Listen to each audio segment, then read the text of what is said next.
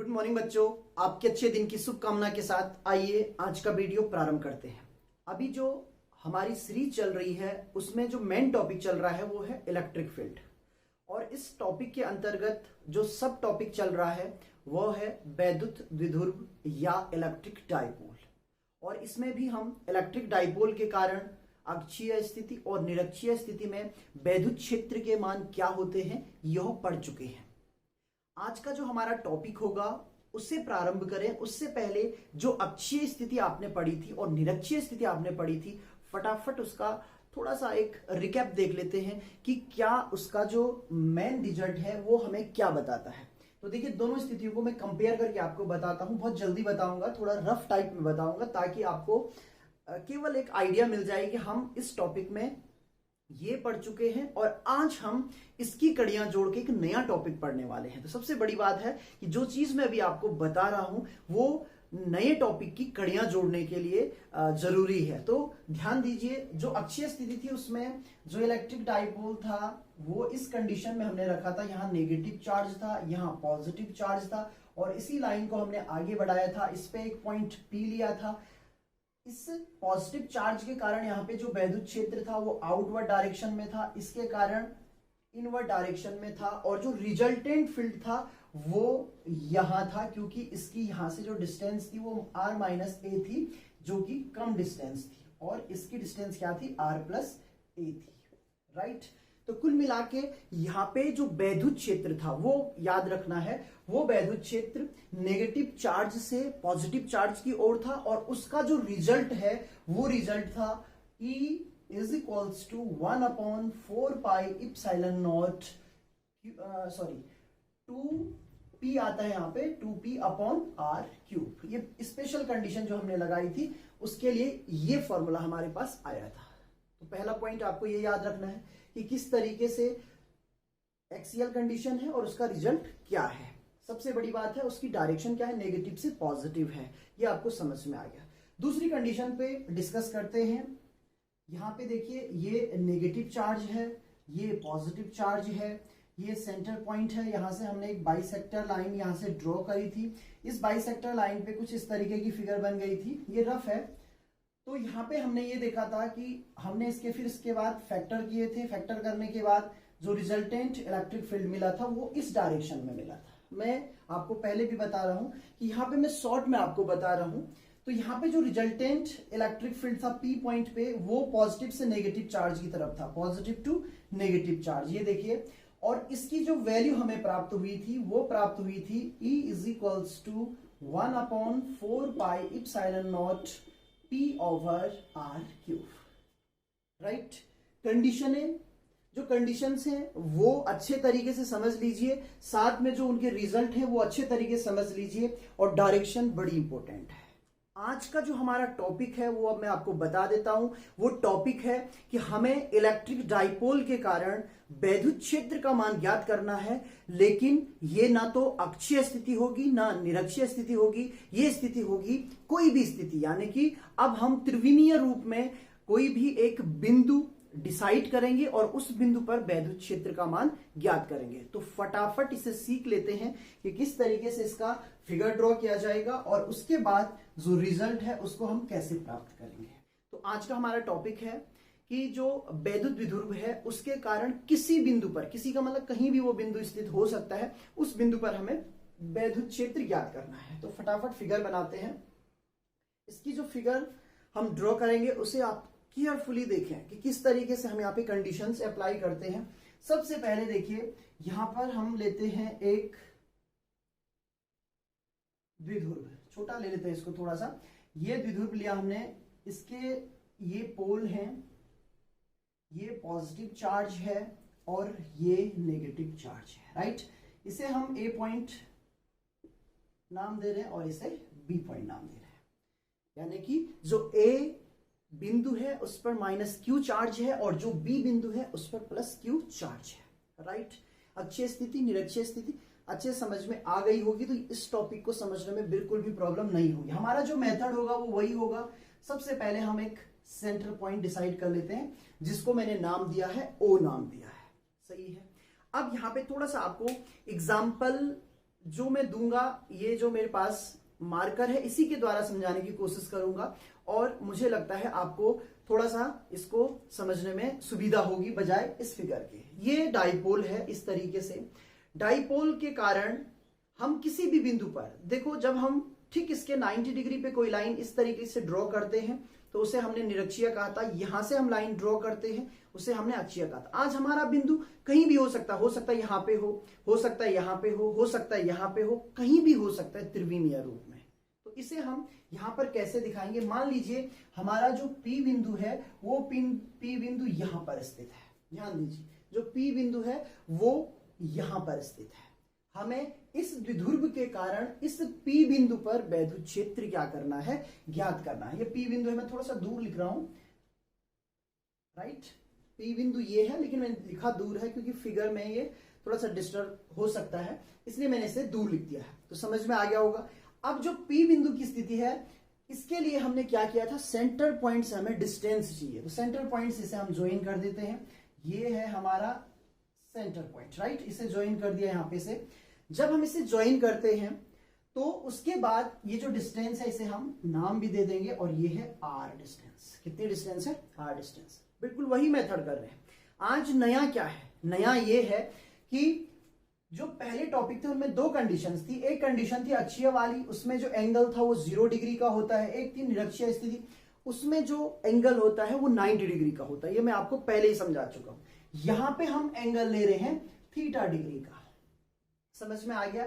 Theta का अर्थ हुआ कि थीटा की वैल्यू 1 हो सकती है, थीटा की वैल्यू 0 हो सकती है, थीटा की वैल्यू 90 हो सकती है, 45 कुछ भी हो सकती है। यानी कि हम एक जनरल कंडीशन ले रहे हैं, और उस जनरल कंडीशन का नाम है कि जो लाइन है, जो ओपी लाइन है, वो इस द्विध्रुव के साथ कितने डिग्री का कोण बना रही है? थीटा डिग्री का कोण बना रही है। समझ में आ गया होगा। आगे बढ़ते हैं। अब इसने थीटा डिग्री का कोण बना लिया। अब हमें करना क्या है? आगे हमें वैद्युत क्षेत्र ज्ञात करना है। अब कैसे करेंगे? वहां पे तो ये था कि हमें आवेशों से डिस्टेंस चाहिए थी, यहां भी आवेश से डिस्टेंस ये होगी, लेकिन इससे इजी मेथड हमारे पास ये पड़ जाता है कि हम क्या करेंगे? जो डाइपोल है उसको सपोज करेंगे। देख लीजिए ये डाइपोल है, मैंने पहले कहा था इस मार्कर के द्वारा आपको समझना है। ये डाइपोल है। इस डाइपोल को मैं ठीक ऐसे करता हूं, यहां पे पकड़ा मैंने और इस तरीके से इसे घुमा दिया, राइट। जब मैं इसे घुमाऊंगा तो देखिए क्या स्थिति बनेगी। घुमा के मैं यहां ले आया इसको, फिर से एक बार, यहां डाइपोल है, मैंने इसे घुमा के यहां रख लिया। कितना घुमा होगा? थीटा कोण घुमा होगा, और यहां पहुंच गया। अब स्थिति ये है। तो देखिए अब जो स्थिति है वो क्या है? ध्यान से देखिए, फिगर में चेंजेस हो रहे हैं। यहां आ गया पॉजिटिव चार्ज, और थोड़ा सा इसको डॉट डॉट करके आगे बढ़ाते हैं इस तरीके से, और यहां आ गया है नेगेटिव चार्ज। ध्यान से समझिए, मैंने क्या किया? मैंने इस डाइपोल को यहां से पकड़ के इतना घुमा दिया। इससे क्या हुआ कि जो पॉजिटिव चार्ज है वो थीटा डिग्री शिफ्ट हो गया ऊपर, और ये आप चाहें तो यहां भी दिखा सकते हैं, ये थीटा डिग्री शिफ्ट हो गया है नीचे की तरफ। सही है। इससे हमारा फायदा क्या हुआ? फायदा ये हुआ कि अब आप इसको भूल जाइए, जो पहले ए बी आपने ड्रॉ किया है। जो नई पोजीशन है इसको मैं कह देता हूं B1 dash A1 dash, right. ये हो गया, मैंने सॉरी B1 और A1, ये नई जो पोजीशन है, डैश नहीं है अभी इसमें, ये B1 पोजीशन है और ये A1 पोजीशन है। इस स्थिति के कारण क्या हो रहा है? अब हमारा जो फिगर है वो कौन सी स्थिति में चला गया? अक्षीय स्थिति में चला गया है। किसमें चला गया है? अक्षीय स्थिति में। ध्यान से सुनिए, अक्षीय स्थिति वाली कंडीशन आ गई है। देखिए आप इसको भूल जाइए, क्या कंडीशन हो गई है? यहां है, मैं अलग से दिखा रहा हूं, ये नेगेटिव चार्ज है, ये पॉजिटिव चार्ज है, और इसी लाइन पे हमारा क्या है? P बिंदु स्थित है। तो भाई जरूरी थोड़ी हर बार ऐसे ही होगा, ये ऐसे हो सकता है। अक्षीय स्थिति का अर्थ ये नहीं कहा गया है कि वो हर समय क्षैतिज रहे, वो कैसे भी रहे, लेकिन ये जो लाइन है, ये लाइन इनके केंद्र बिंदु से जानी चाहिए। इसलिए मैंने जब आपको अक्षीय स्थिति बताया था तो ये नहीं कहा था कि क्षैतिज लाइन, मैंने कहा था दोनों आवेशों को मिलाने वाली जो रेखा है वो उनके सेंटर से जानी चाहिए, केंद्र बिंदु से जानी चाहिए। तो इस पे P स्थित है, इसका अर्थ ये हुआ कि ये अक्षीय स्थिति है, और अक्षीय स्थिति है तो हमारा काम खत्म हो गया। इसीलिए मैंने वीडियो के स्टार्टिंग में आपको बताया था। तो अक्षीय स्थिति में हम जानते हैं जो इलेक्ट्रिक फील्ड होता है, ये रिजल्ट ऑलरेडी हमने पढ़ लिया है। वो इलेक्ट्रिक फील्ड इस तरीके से आउटवर्ड डायरेक्शन में होता है और उसकी डायरेक्शन, इसीलिए मैंने कहा था डायरेक्शन इंपॉर्टेंट है, नेगेटिव से पॉजिटिव की तरफ होती है। तो इससे मैं नाम दे रहा हूं, ध्यान दीजिए, नाम दे रहा हूं ई एक्सियल, ये नाम मैंने इसको दे दिया है, राइट। आप चाहे इतना बड़ा नाम ही लिखना चाहें तो E1 भी आप लिख सकते हैं, ये कंडीशन आ गई, राइट। कितना इलेक्ट्रिक फील्ड होता है, वैल्यू मैंने बताई है 1/4πε0 2p/r³, राइट। तो ये पहली कंडीशन आपको समझ में आ गई होगी। अब इस कंडीशन के लिए आपको थोड़ा सा एक और दिमाग लगाना है। भाई ये कंडीशन तो थी नहीं ना हमारे पास तो कंडीशन ये है, ये जो ओरिजिनल कंडीशन है वो AB है। ये कंडीशन कब प्राप्त हुई? ये कंडीशन तब प्राप्त हुई जब हमने इस द्विध्रुव को, एक एक बात केयरफुली आप सुने, आपको लगता है कि ये चीजें आपको याद नहीं रहेंगी तो बीच में वीडियो को रोकें और इसका नोट बना ले, यानी कॉपी में लिख दें कि मैं क्या कह रहा हूं। सबसे अच्छा तरीका यही होता है सीखने का, जहां पे आपको लगे कि ये बात आपको याद नहीं रहेगी वहां पे वीडियो को रोकिए और लिख दीजिए कॉपी में, ऐसा ऐसा कहा गया है। तो मैं क्या कह रहा हूं कि जो ओरिजिनल स्थिति है वो AB है। जो अब हमने A1 B1 वाली स्थिति उत्पन्न की है वो कब उत्पन्न हुई है? जब ये थीटा कोण घूमा है। तो भाई जब ये थीटा कोण घूमता है ना, तो यहां पे कंडीशन क्या आती है, इसके साथ ये आ जाएगी cos थीटा की कंडीशन। AB को हमने कितने डिग्री पे घुमा दिया, थीटा कोण पे घुमाया है, तो इसके कारण जो स्थिति आएगी इसे हम किस से निरूपित करेंगे? cos थीटा से, यानी कि इसका क्या है, क्षैतिज घटक है। अब समझ में आ गया होगा, पहली कंडीशन इस तरीके से आपको समझ लेनी है। अब अगली कंडीशन समझ लेते हैं। फिर मैंने एक और आइडिया लिया, मैंने यहां पे ये रखा था और अब मैंने क्या किया, इसे ठीक 90 डिग्री कर दिया। ध्यान दीजिए, ये ओरिजिनल कंडीशन है, अच्छे तरीके से ये ओरिजिनल है और मैं इसको 90 डिग्री कर रहा हूं, तो 90 डिग्री यही तो हुआ इसका, इस तरीके से 90 डिग्री होगा। लेकिन यहां पे आपको ध्यान क्या रखना है कि जो ये 90 डिग्री आप करने वाले हैं वो 90 डिग्री इससे नहीं घुमाने वाले हैं, आप 90 डिग्री घुमाने वाले हैं एक्सियल कंडीशन से। जो एक्सियल कंडीशन है ये वाली अक्षीय स्थिति जो है, यहां पे लिखता हूं, ये अक्षीय स्थिति है, राइट। अक्षीय स्थिति से जो 90 डिग्री घूमेगा वो निरक्षीय स्थिति होती है। तो हमें यहां पे इससे 90 डिग्री नहीं घुमाना, क्योंकि कुछ बच्चे ये समझ सकते हैं कि यहां 90 डिग्री कर दीजिए, ये गलत हो जाएगा। जो हमारा रिजल्ट होगा वो अक्षीय स्थिति के, जो अक्षीय स्थिति है उस पे 90 डिग्री होना चाहिए। तो उस पे 90 डिग्री क्या हुआ भाई, ये हमने रख लिया है, राइट। ये थीटा कोण है, यहां से लेकर ये जो कोण होगा वो 90 डिग्री का होगा, यानी कि अब हम कंडीशन ऐसी ले रहे हैं। यहां ध्यान दीजिए, ये आई कंडीशन, राइट। यहां है हमारा पॉजिटिव और यहां है नेगेटिव। अगर ये दिख नहीं रहा है, थोड़ा सा इसको डार्क करते हैं इस तरीके से, एक बार और आपको दिखना चाहिए, ये हो गया, राइट। यहां आ गया है पॉजिटिव चार्ज, यहां क्या आ गया है, नेगेटिव चार्ज। फिर से बता रहा हूं, ये जो कंडीशन आपने ली है ये 90 डिग्री किससे ली है, अक्षीय स्थिति से। क्योंकि हमने जब रिजल्ट प्राप्त किए थे तो जो अक्षीय स्थिति थी उसी का जो 90 डिग्री था वो निरक्षीय स्थिति था। तो ये 90 डिग्री हो गया है। अब जब 90 डिग्री हो गया है तो ध्यान दीजिए, फिर से मैं फिगर को चेंज कर रहा हूं, ध्यान दीजिए, ये है पॉजिटिव चार्ज, ये है नेगेटिव चार्ज, राइट। यहां कहीं है P बिंदु, ये इस फिगर को भी ध्यान दीजिए, जो मैं अलग से बना रहा हूं उसे भी ध्यान दीजिए। यहां से लेकर यहां तक, ये P बिंदु तक मैंने क्या किया, एक लाइन ड्रॉ की। इसके बाद हम जानते हैं फिगर कैसे बनती, ये बनी और फिर P बिंदु पर ये कंडीशन हमें प्राप्त होती है। ध्यान दीजिए, पॉजिटिव से नेगेटिव की तरफ जो इलेक्ट्रिक फील्ड हमें मिलता है इक्वेटोरियल वाला, वो हमें पॉजिटिव से कहां मिलता है, नेगेटिव मिलता है। ये इस फिगर को ध्यान दीजिए, इसीलिए कहते हैं कि प्रीवियस नॉलेज फिजिक्स में बहुत इंपॉर्टेंट है। फिजिक्स P से बना है और प्रीवियस नॉलेज भी P से बना है, P आप ध्यान दीजिए, राइट। और सौभाग्य देखिए, जो हमारे चैनल का नाम है वो भी परफेक्ट फिजिक्स क्लासेस है, तो इसमें भी डबल P है, इसीलिए ये नाम रखा गया है, प्रीवियस नॉलेज प्लस फिजिक्स।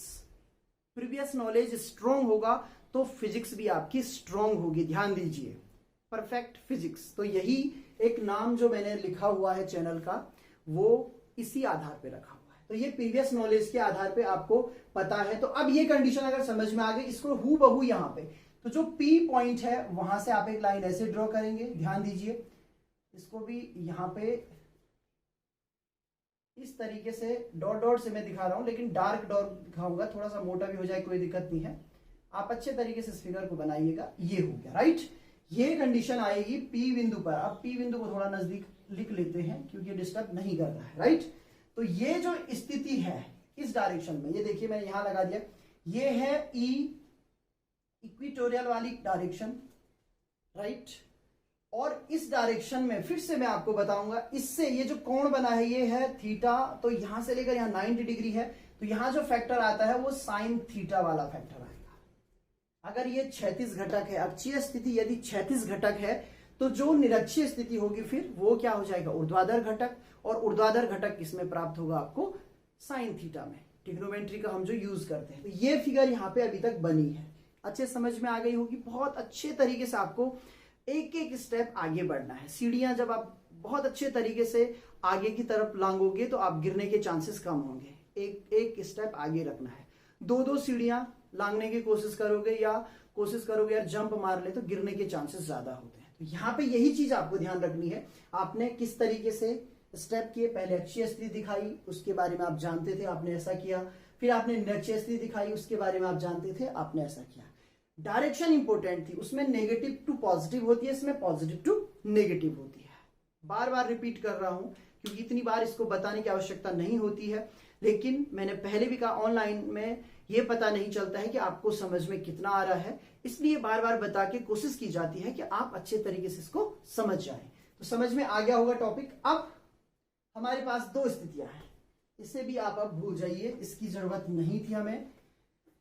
दो स्थितियां हैं, एक स्थिति है, मैं फिगर बना रहा हूं, एक स्थिति ये है, राइट, ये है E1 स्थिति, और एक स्थिति ये है E2 स्थिति। इनके बीच कितने डिग्री का एंगल होगा, 90 डिग्री। बिल्कुल नियम भी है और दिख भी रहा है, ये कितने डिग्री का एंगल है, 90 डिग्री का। जो E1 है E2 है, ये दोनों ही सदिश राशियां हैं। देखिए अभी मैंने कुछ नहीं बताया आपको, टोटल काम जो है फिगर बनाने का हो रहा है और उसके बाद उसी से रिजल्ट हम प्राप्त कर रहे हैं, राइट।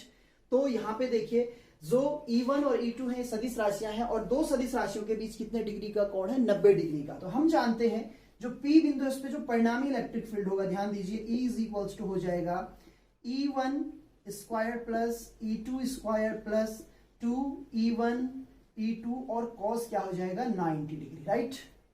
कॉस कितना हो जाएगा, 90। और आप जानते हैं कॉस 90 की वैल्यू क्या होती है, 0 होती है। ध्यान दीजिए कॉस 90 0 होती है। तो आपको इस रिजल्ट को इतना ज्यादा लिखने की आवश्यकता नहीं है, ये रिजल्ट केवल इतना ही लिखा जाता है। यानी कि आपको पता होना चाहिए कि जब भी दो सदिशों के बीच 90 डिग्री का कोण हो तो उनका जो परिणामी होता है वो दोनों के स्क्वायर के प्लस के बराबर होता है। तो ये है E1 square plus E2 square, और इसमें रूट जरूर होना चाहिए। तो ये वैल्यू हो गई, खत्म हो गया हमारा काम। इसका अर्थ क्या हुआ, इसका अर्थ ये हुआ कि P बिंदु पर जो परिणामी वैद्युत क्षेत्र होगा वो यहां होगा, इन दोनों के बीच में। ध्यान दीजिए ये परिणामी वैद्युत क्षेत्र है जिसे मैं E से दिखा रहा हूं, ये मैंने दिखाया E से। आप चाहे तो जो फिगर है उसे और कंप्लीट कर सकते हैं इस तरीके से, यहां से थोड़ा बीचों बीच होना चाहिए था,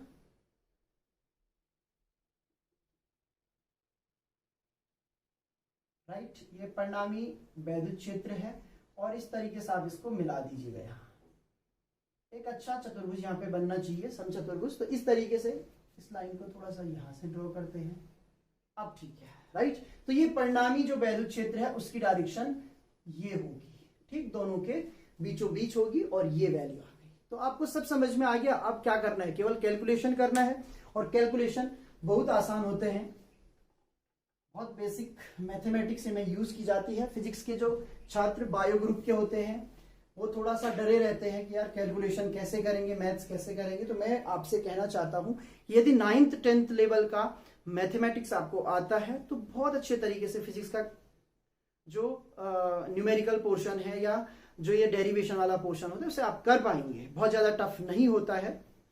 तो देखिए अब आपके पास स्थितियां ये हैं, इन स्थितियों को आपको एक्सप्लेन करना है। अक्षीय स्थिति क्यों ली, निरक्षीय क्यों ली। मैं यहाँ पे सीधे दो चीजें लिखना चाह रहा हूं कि जो ई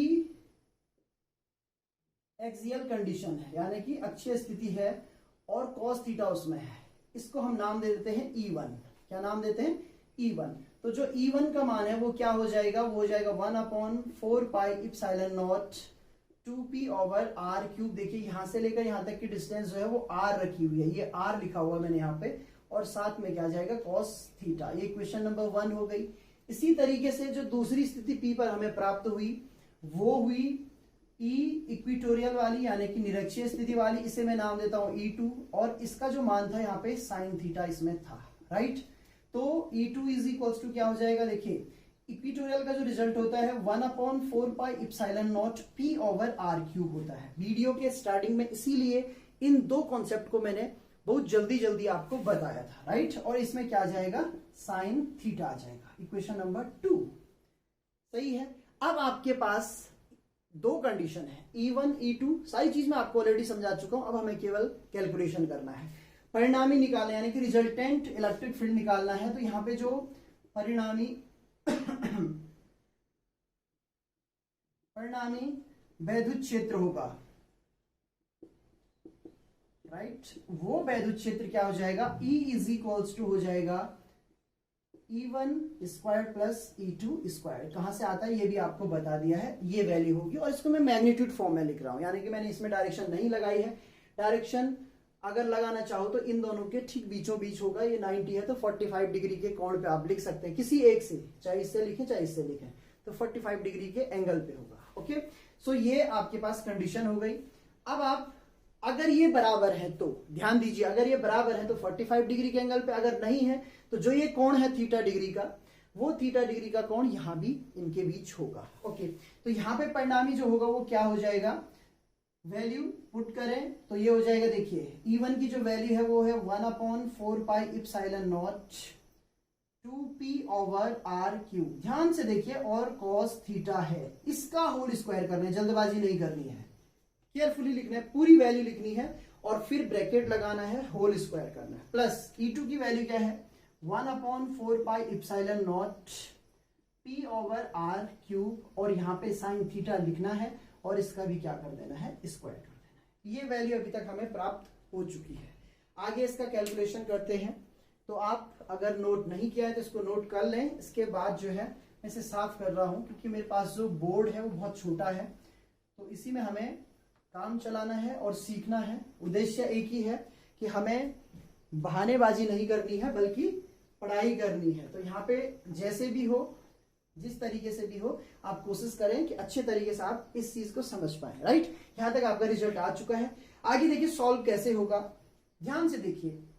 एक स्टेप और कर देता हूं। तो यहां पे क्या होगा, अंडर रूट रखिए 1/4 पाई इप्सिलॉन नॉट और 2p अपॉन r क्यूब। मैं इस तरीके से लिख देता हूं 1/4 pi epsilon naught 2p upon r cube. इसका स्क्वायर मैंने एक साथ लिखा और जो cos स्क्वायर थीटा है उसे मैंने अलग लिख लिया है, राइट। ये लिख दिया इस तरीके से। ये पहली कंडीशन आ गई। अब इसी तरीके से जो दूसरा है 1/4 pi epsilon not p upon r cube, इसका भी स्क्वायर मैंने अलग लिख दिया है और जो साइन स्क्वायर है उसको अलग कर, साइन स्क्वायर थीटा इस तरीके से लिख दिया। अब ध्यान दीजिए 1/4 pi epsilon naught 1/4 pi epsilon not p upon r cube, और यहाँ 2p है तो इस 2 को हम बाहर ले लेंगे, यानी कि जो 2 है इसको इसके साथ रख लेंगे और p अपॉन r क्यूब ये भी बन जाएगा। इसका अर्थ ये हुआ इस पूरी वैल्यू को, यानी कि 1/4 pi epsilon not p upon r cube, यही लिख रहा हूं अभी ब्रैकेट के अंदर, सॉरी अंडर रूट के अंदर लिख रहा हूं अभी इस वैल्यू को पूरा। इसको मैंने कॉमन ले लिया है। कॉमन लिया, ध्यान दीजिए क्या बच रहा है हमारे पास, ये 2 था, एक तो ये बच रहा है, तो 2 क्योंकि हमने स्क्वायर है इसमें तो ये 4 हो जाएगा। ध्यान दीजिए यहाँ पे होल स्क्वायर है और ये 2 हम इसमें नहीं रख रहे हैं तो मैंने इसे 4 लिख लिया है। साथ में इसे cos स्क्वायर थीटा ये था ही, प्लस इस साइड का पूरा ये वाला पोर्शन कॉमन आ चुका है तो यहाँ केवल क्या बचता है, साइन स्क्वायर थीटा बचता है, राइट। ये आपके पास बच रहा है। अब ये देखिए ये होल स्क्वायर है, ये पूरी वैल्यू ये जो अंडर रूट है इससे बाहर आ जाएगी तो आपके पास क्या बचेगा, 1/4 pi epsilon not p over r cube, right. ये तो आ गया अंडर रूट से बाहर, और अंडर रूट के अंदर क्या बचा, ध्यान दीजिए 4 cos square theta plus sine square theta, ये आपके पास बच रहा है। इसके पश्चात देखिए थोड़ा सा हमें प्रोग्रामिंग करनी है। वैसे रिजल्ट यही है लेकिन थोड़ा सा हम चाहते हैं कि ये रिजल्ट इफेक्टिव रहे, हमें कैलकुलेशन में सुविधा रहे, तो इसके लिए हम थोड़ा सा इसको चेंज करते हैं। चेंज कैसे करना है ध्यान दें। 1/4πε0 राइट, p/r³ और यहां पे चेंजेस देखिए, हम इसे लिखते हैं 3cos² प्लस cos² और प्लस sin²। क्या मैं ऐसा लिख सकता हूं? छोटा सा क्वेश्चन मैंने आपसे पूछा कि मैं ऐसा लिख सकता हूं, तो आपका आंसर होगा यस।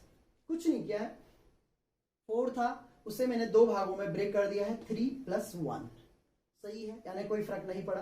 फर्क अब पड़ेगा, जो ये इतनी वैल्यू है ये अंडरलाइन मैंने कर दिया है, इसका मान 1 होता है। sin² प्लस cos² या cos² प्लस sin², इसका मान 1 होता है। ट्रिग्नोमेट्री की सर्वसमीका है, तो यहां पे देखिए ये वैल्यू हो गई p/r³ हो गया, और अंडर रूट के अंदर क्या बचा 3cos² plus 1। So this is your final answer. यही वो स्थिति है जो हमें प्राप्त करनी थी, या वो रिजल्ट है जो हमें चाहिए था। क्या रिजल्ट प्राप्त हुआ है? रिजल्ट ये प्राप्त हुआ है, वैद्युत द्विध्रुव के कारण किसी बिंदु पर, कोई भी बिंदु हो सकता है, किसी बिंदु पर वैद्युत क्षेत्र का मान कितना होता है? इतना होता है। E = 1/4πε0 p/r³ और फिर √3cos² प्लस 1। रिजल्ट हमने प्राप्त कर लिया है। अब थोड़ा सा ये चेक कर लेते हैं कि भाई ये रिजल्ट हमारा सही है भी या नहीं है। सबसे बड़ा क्वेश्चन यही आता है कि हमने रिजल्ट तैयार कर लिया है, हम चाहते हैं कि ये अब इसकी सत्यता की जांच हो, ये सही है या नहीं है। अब कैसे इसकी सत्यता की जांच करेंगे? तो भाई इजी तरीके से करेंगे ना। देखिए, इसीलिए फिगर अभी आपके बोर्ड पे आपके सामने है। ये है ओरिजिनल स्थिति। ओरिजिनल स्थिति में अक्षीय स्थिति क्या होगी? अब मैं इस फिगर को बिगाड़ने जा रहा हूं। अक्षीय स्थिति क्या होगी? ध्यान दीजिए, अक्षीय स्थिति होगी ये वाली। फिर से कह रहा हूं, ए बी है ओरिजिनल स्थिति। ए बी की अक्षीय स्थिति क्या होगी? हम नहीं इसको थीटा कोण रोटेट करेंगे। अक्षीय स्थिति ये होगी, पी बिंदु यहां स्थित होगा। भाई जब पी बिंदु यहां स्थित होगा ए बी के साथ, तो तब थीटा का मान कितना होगा? यस, आपका आंसर होना चाहिए थीटा का मान क्या होगा? 0 डिग्री होगा। होगा ही नहीं, उसी अक्ष पे है, सेम अक्ष पे जो पी बिंदु होगा वो कितना कोण बना रहा होगा? वो 0 डिग्री का कोण बना रहा होगा। राइट, तो अब देखिए कैसे हम इस रिजल्ट को चेक करते हैं। फिर से इसको साफ करते हैं। तो अब वो 2 कंडीशन हैं। पहली कंडीशन हम लेने वाले हैं, इफ थीटा इक्वल्स टू 0। ध्यान से देखिए, एक एक चीज आपको समझनी है। बार बार कह रहा हूं कि आप समझदारी बढ़ाइए, रटने की तरफ नहीं जाना है। और अगर आपको एक बार समझ में आने लग जाएगी फिजिक्स, तो बहुत इंजॉय करोगे और अच्छे तरीके से समझ पाओगे। रोज रोज मैं एक ही चीज कह रहा हूं, क्योंकि कुछ बच्चे ये होते हैं कि उनको जब मैटर रटने के लिए नहीं मिलता है, क्योंकि हमारे केस में ऐसे ही है, हम समझाने की तरफ चले पड़े हैं। और अगर मैटर नहीं मिलता तो बच्चे को लगता है यार ये बेकार हो रहा है। ये बेकार नहीं हो रहा है, ये आपको तैयार करने के लिए हो रहा है। तो ध्यान दीजिए, मैंने कहा ये ओरिजिनल कंडीशन है ए बी, इस पर अक्षीय स्थिति ये है, ये अक्षीय स्थिति है, तो यहां पर पी बिंदु है। राइट, इस पी बिंदु, जो पी बिंदु आपके पास है, पी बिंदु का कितना कोण बनेगा यहां पर ए बी के साथ? Theta equals to 0। तो पहली कंडीशन यही है, इफ थीटा इक्वल्स टू 0, यानी कि कौन सी स्थिति होगी? ये अक्षीय स्थिति। अब हम चेक कर रहे हैं रिजल्ट को, तो इस फॉर्मूले में वैल्यू रखते हैं। देखिए, इससे हमारा जो रिजल्ट है वो अक्षीय वाला आना चाहिए। तो आता है, नहीं आता है, हमें नहीं पता, हम सॉल्व करेंगे केवल 3cos², ये यहां पे 0 हो गया प्लस 1। राइट, cos 0 की वैल्यू 1 होती है, सबको पता होगा। नहीं पता है तो याद रखें भाई, ये 1 हो गया, तो यहां पे रिजल्ट क्या मिला? 3 + 1। देखिए ये वाली जो वैल्यू है, ये अंडरलाइन मैंने कर दिया है, ये वैल्यू 1 होती है, तो ये 1 हो चुकी है, यहाँ पे 3 है और प्लस 1। कुछ बच्चे कंफ्यूज कर सकते हैं, यार स्क्वायर है। अरे कुछ फर्क नहीं पड़ता, cos 0 का मान 1 होता है, तो 1 का स्क्वायर 1 ही होगा। ये वैल्यू 4 हो गई, और 4 जो है रूट से बाहर निकलेगा, तो वैल्यू हो जाएगी 1/4πε0। ये यहाँ पे 4 है, बाहर निकल जाएगा तो 2 हो जाएगा, 2p/r³।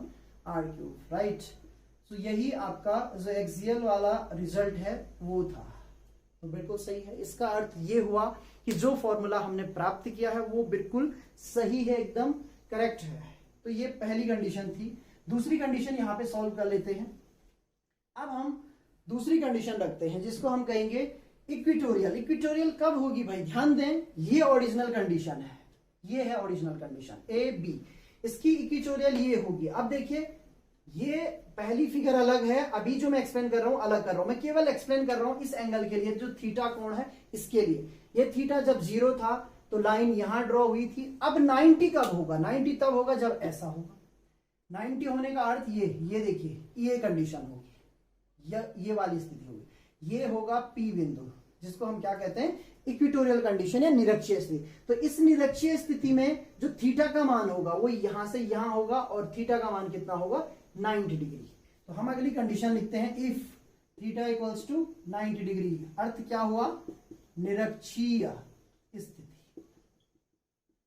सही होगा, समझ में आ गया होगा, पूरी चीज आपको बताई जा रही है, अच्छे से इसको समझ लीजिए, इसलिए स्टार्टिंग में पूरा टाइम दिया गया है। तो निरक्षीय स्थिति है, फॉर्मूले में वैल्यू रखते हैं, तो देखिए E is equals to 1/4 pi epsilon not P over R cube 3 cos square 90 plus 1। अब देखिए cos 90 की वैल्यू क्या होती है, 0। तो ये वाला जो पूरा वैल्यू है 0 इंटू 3 वो भी 0 हो गया। कुछ बच्चे क्या करते, ठीक है cos 0 है, मैं बार बार आपसे कहता हूं कि वो छोटी छोटी बातें जहां पे बच्चे गलती करते हैं, भाई cos 0 हो गया, 3 को रहने देते हैं, अबे 3 भी 0 हो जाएगा क्योंकि 3 उसके साथ किस में है, मल्टीपल में है। तो आपको यहाँ पे ध्यान रखना है। अब जो बचेगा अंडर रूट के अंदर वो केवल 1 बच रहा है, यानी कि 1/4 pi epsilon not P over R cube, और अंडर रूट 1 की वैल्यू 1 ही होती है। तो फाइनली जो रिजल्ट बचा हमारे पास वो E is equals to 1/4 pi epsilon not P over R cube, और यही किसका रिजल्ट है, इक्विटोरियल वाला रिजल्ट है। तो इसका अर्थ ये हुआ कि जो फॉर्मूला हमने प्राप्त किया वो फॉर्मूला बिल्कुल सही है, और वो फॉर्मूला क्या प्राप्त हुआ था, एक बार उसको यहां पे लिख देता हूं आपके लिए। वो फॉर्मूला प्राप्त हुआ था E is equals to 1/4 pi epsilon not P over R cube under root 3 cos square theta plus 1। This is your final result, right. After that 2 sub conditions explain. First is if theta equals to 0, that means कौन सी condition, axial conditions। In this condition we find the result of E axial, and another condition is if theta equals to 90 degree, that means equatorial position या equatorial conditions, और equatorial condition का जो result था वो हमने प्राप्त किया। तो इस तरीके से आज हमने जो सीखा है वो ये सीखा है कि यदि वैद्युत द्विध्रुव से कोई बिंदु P स्पेस में लिया जाए जो कि उसके साथ थीटा कोण बनाता है, तो उसका रिजल्ट क्या होगा।